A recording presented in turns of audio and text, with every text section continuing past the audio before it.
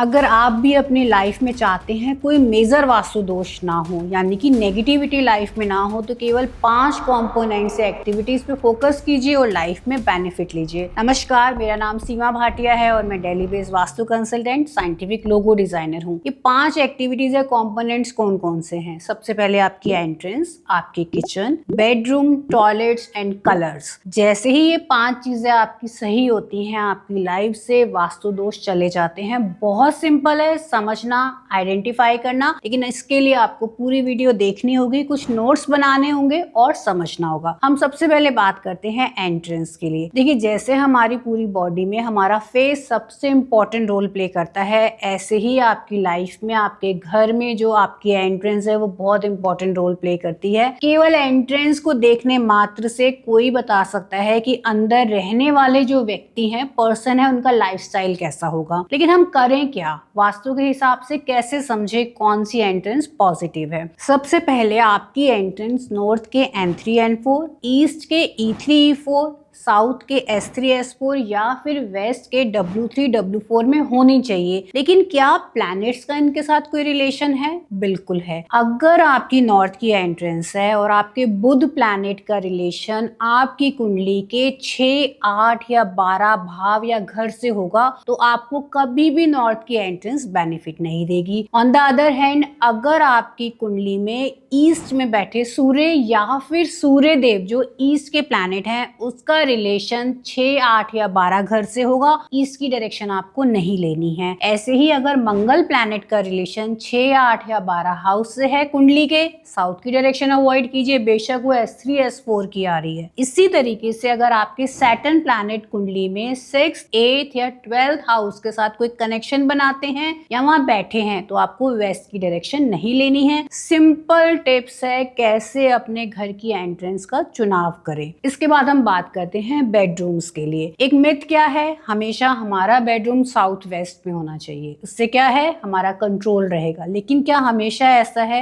नहीं। अगर आपका राहु 6, 8 या 12 घर में बैठा है, या फिर अगर राहु आपको मल फंक्शनिंग दे रहा है, कुंडली में नेगेटिव है, तो आपको साउथ वेस्ट की दिशा का बेडरूम नहीं लेना चाहिए। हमेशा सबसे अच्छा बेडरूम होता है हमारी कुंडली का जो फर्स्ट हाउस है, जो खुद का हाउस है, उसमें जो राशि बैठी होती है। अगर उस राशि के एनवायरनमेंट का बेडरूम आपको मिलता है तो हमेशा आपके लिए बहुत अच्छा है। जैसे अगर आपके फर्स्ट हाउस के अंदर 7th राशि बैठी है, 7th राशि के प्लैनेट कौन है? शुक्र है, यानी वीनस है, तो आप साउथ ईस्ट की दिशा का भी बेडरूम ले सकते हैं। इन जनरल साउथ ईस्ट की दिशा का बेडरूम अच्छा नहीं माना जाता, लेकिन आप अगर अपने प्लैनेट्स के हिसाब से अपनी लाइफ को डिजाइन करते हैं तो आपको इतने बेनिफिट मिलते हैं जो आप मान ही नहीं सकते। इसीलिए अगर साउथ ईस्ट की दिशा का बेडरूम इतना खराब होता तो क्या हर साउथ ईस्ट की दिशा में रहने वाले व्यक्ति की लाइफ में उतनी चैलेंजेस होते? नहीं। इसलिए अगर आप अपनी लाइफ को और बेटर करना चाहते हैं, वास्तु के नेक्स्ट स्टेप पे जाना चाहते हैं, तो आपको अपने प्लैनेट्स को कंसीडर करना ही होगा। अच्छा, अब वास्तु की अगर हम बात करें तो कभी भी आपका bedroom south of south west में, वेस्ट ऑफ नॉर्थ वेस्ट में या फिर ईस्ट ऑफ साउथ ईस्ट में नहीं होना चाहिए। हमने एंट्रेंस की बात करी, हमने बेडरूम की बात करी, हम बात करेंगे किचन की। देखिए, किचन क्या है? मंगल प्लैनेट है,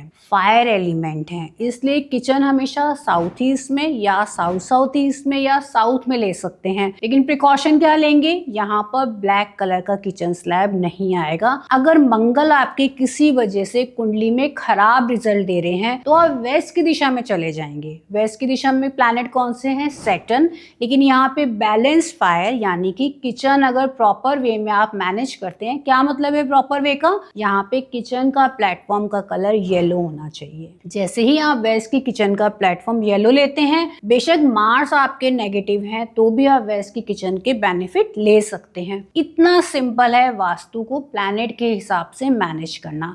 अब फोर्थ एक्टिविटी हमारी आती है वॉशरूम्स, यानी कि टॉयलेट्स। देखिए, टॉयलेट्स क्या है? राहु प्लैनेट से रिलेटेड है, इसलिए हमेशा आपकी टॉयलेट की प्लेसमेंट SSW, जो राहु का अपना जोन है, वहां पर होनी चाहिए। अगर आप SSW में नहीं ले सकते तो वास्तु के हिसाब से वेस्ट ऑफ नॉर्थ वेस्ट यानी वेस्ट और नॉर्थ वेस्ट की दिशा के बीच में पड़ने वाला एरिया है, या फिर ईस्ट और साउथ ईस्ट जो ईस्ट में और साउथ ईस्ट के बीच में आने वाली जगह है। आप आराम से वास्तु चक्र को देख के समझ सकते हैं ईस्ट और साउथ ईस्ट दिशा कौन सी है, साउथ और वेस्ट दिशा कौन सी है, या वेस्ट ऑफ नॉर्थ वेस्ट की डायरेक्शन कौन सी है। इतनी आपको प्रिकॉशंस लेनी है। अब बात आती है कलर्स की। अगर आप अपनी एंट्रेंस पे कलर्स करना चाहते हैं तो मैं आपको गाइड करूंगी, जो भी आपकी कुंडली के सबसे स्ट्रॉन्ग प्लैनेट हैं आप उसके हिसाब से अपनी एंट्रेंस का कलर का चुनाव कर सकते हैं। या अगर हम और अच्छे से समझें, अगर आप अपनी एंट्रेंस पे हाथी रखना चाहते हैं या शेर रखना चाहते हैं, अक्सर आपने देखे होंगे बड़े बड़े बंगलोज की एंट्रेंस पे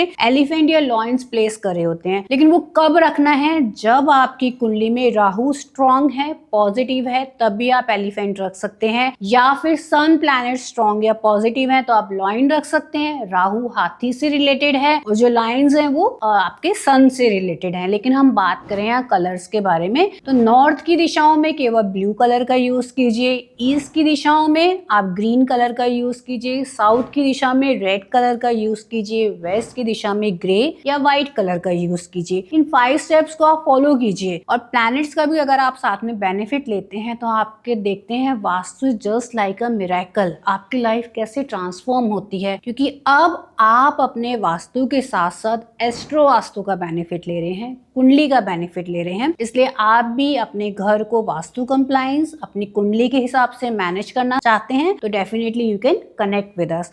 आशा करती हूँ आज की वीडियो में आपको कुछ नए प्रोस्पेक्टिव समझने को मिले होंगे। अगर आपको लगता है ऐसी वीडियोस हमें रेगुलर बेस पे लानी चाहिए तो कमेंट सेक्शन में जरूर हमें बताइए, या आप अपने घर की कौन सी एंट्रेंस का चुनाव करने जा रहे थे और आज की वीडियो को समझकर अब आप वो गलती नहीं करेंगे वो भी मेंशन कीजिए। आशा करती हूँ आपके साथ ये हमारा सफर इसी तरीके से जारी रहेगा। Thank you for your time.